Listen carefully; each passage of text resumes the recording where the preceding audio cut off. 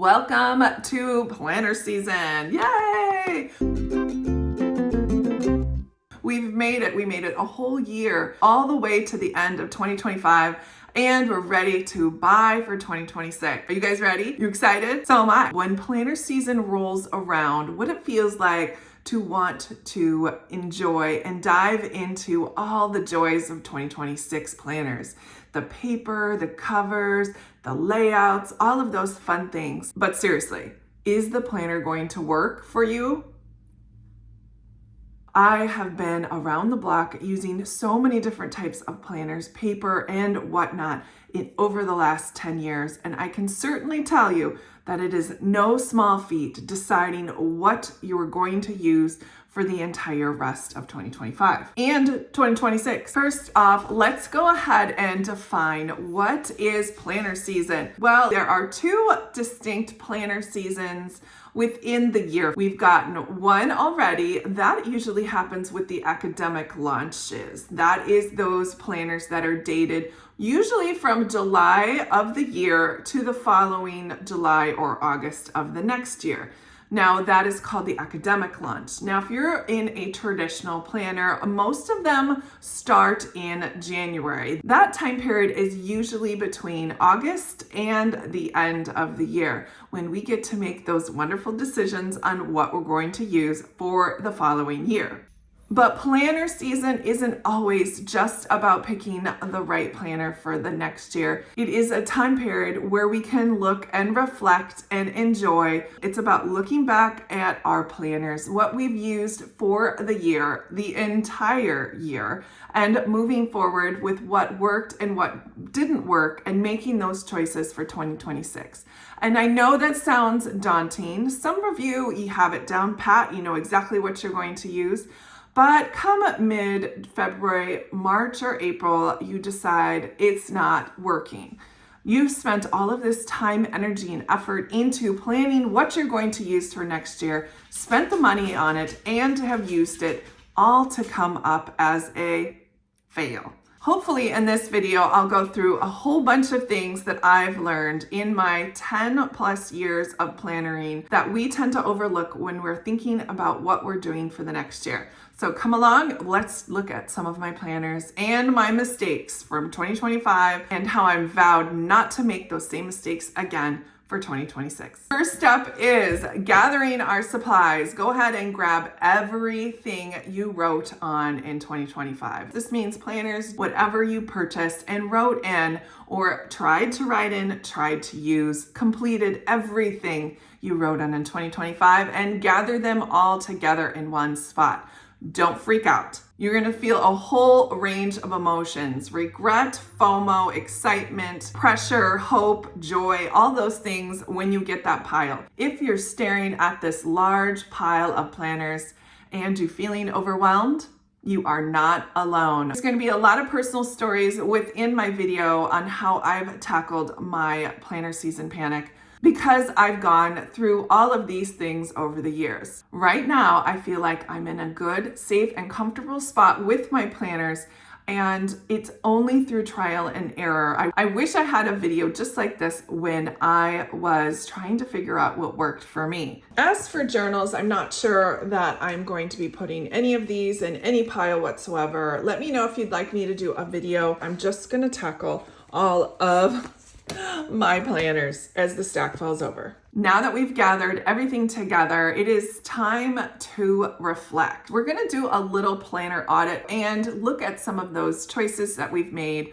for the year. I do have a little free printable that is available in my Patreon group and glean a whole lot of information free for 7 days. I've got a 7-day free trial. You're more than welcome to join me over there if you're interested in my printable. First of all, we're going to make two different piles: the things that bring us joy and those that didn't. I want you to first of all figure out what those two piles look like, and then we're going to pick the pile that was the not so glorious end of our planner season. We're going to look through those and see what didn't work with those planners. There's a lot of different reasons why a planner doesn't work. Is it the size? Is it the composition, meaning how it's bound? Is it the layout of the interior? Is it the decoration that is in the planner? The ink color? Pick all of those things that didn't work for you and write those down. Next, you're going to take that same list, and next to it, you're going to write everything about why those things didn't work. Why didn't you like the color of the interior? Why didn't you like the binding, right? Think about every single reason why you didn't like that certain planner. There are plenty of other planners I chose to use in 2025, and here is one of them. This is my old content planner that I used from Bloom, and I used this faithfully for plenty of months. And I think my largest takeaway from this wasn't the fact of the interior so much. I didn't mind that. I think it was the size. This is a very large planner, and it kind of didn't fit into something that I could carry and tote easily. As you can see, there is a huge difference in size.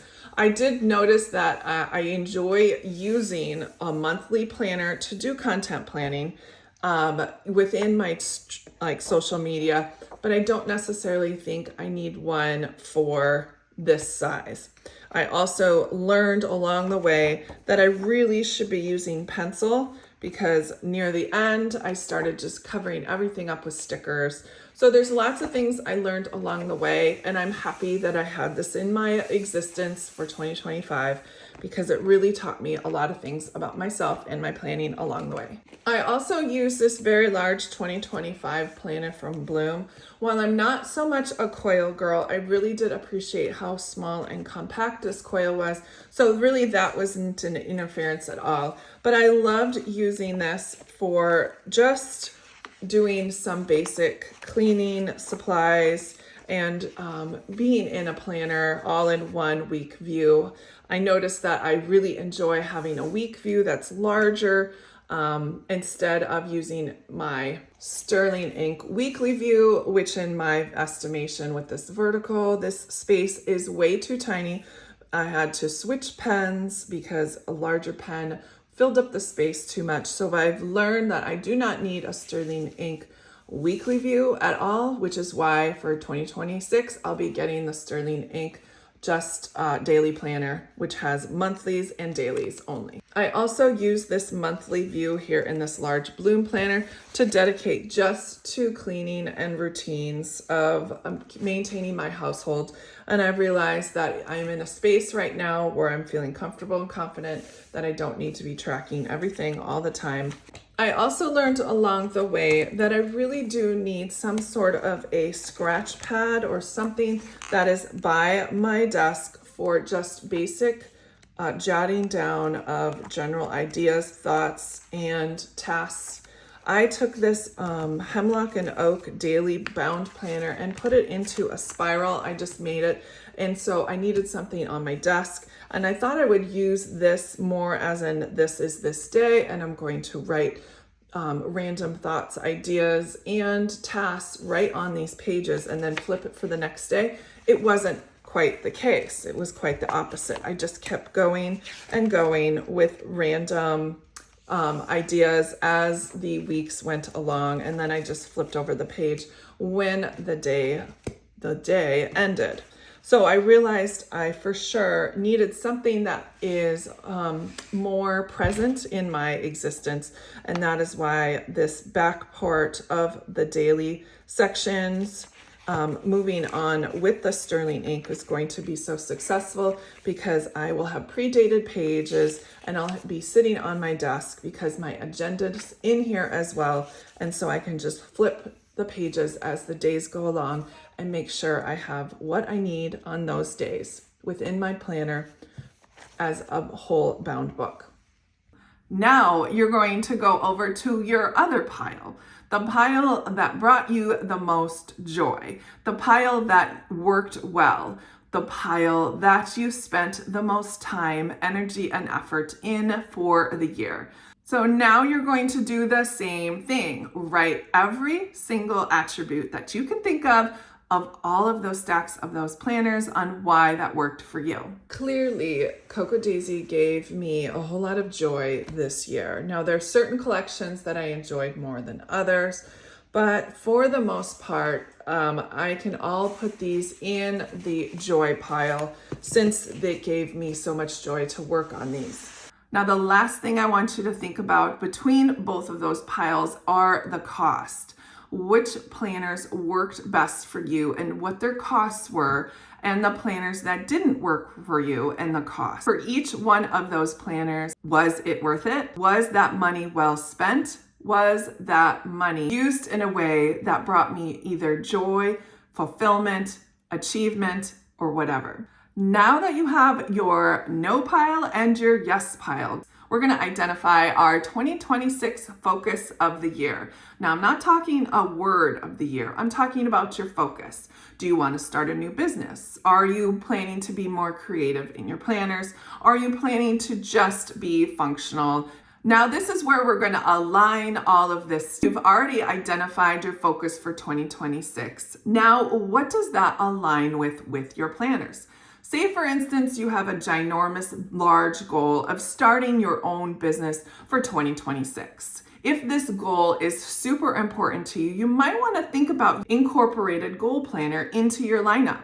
Maybe this will be more mindful and present for you for the coming year, getting those goals down, tackling those to-dos, and making sure you're on the right step. Say, for instance, you want to make your 2026 more creative, but blank pages scare you. You might want to consider a planner or a system that aligns with that goal. Now, you do have a lot of planner options out there, and there's also some that you haven't purchased for 2025 that you're considering for 2026. Do the best you can investigating with videos within social media and Facebook groups to see if those things that you want to focus in for 2025 align with that planner. Don't be shy, ask around. Everyone is super friendly and helpful. And if you have a question about anything, don't be afraid to ask. I'm sure somebody has had the same feelings or experience that you have.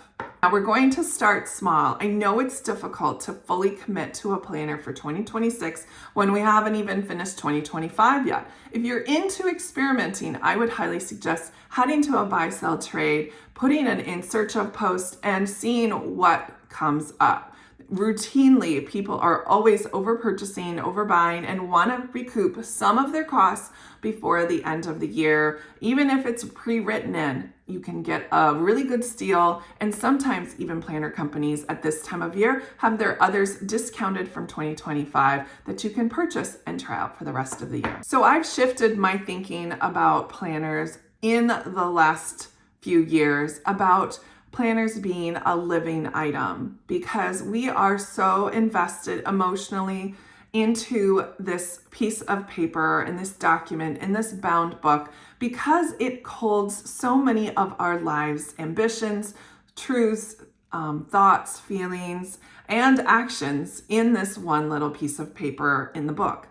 And I want you to encourage that these are not rigid contracts that you sign with yourself, that if you buy a planner for 2025 for the 2026 season, be mindful, be thoughtful. Most of the time planners don't sell out, but you can always purchase another one on a buy-sell trade group if you think that that planner is going to solve all of your life's problems. I'm trying to encourage you guys to be flexible within your space. Again, that is why I like the Traveler's Notebook system, because I can enjoy many different books within a bound cover, and I can take them in and out as I please and switch it up mid-month and not feel any sort of regret whatsoever.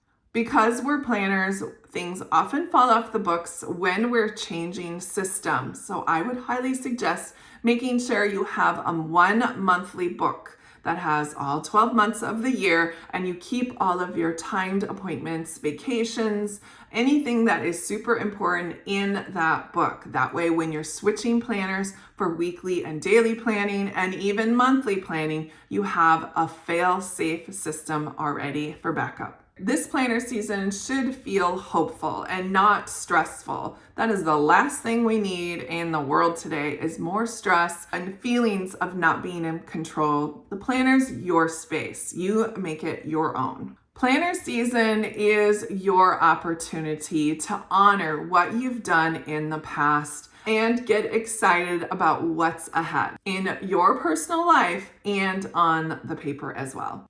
If you have any personal emotions on what planner season brings for you, go ahead and leave them in the comments down below. I'd love to start a little conversation about how this time period makes you feel. Thanks so much for joining me here on my channel. I'd love to hear from you, and don't forget to like and subscribe. Take care, everyone, and happy planner season.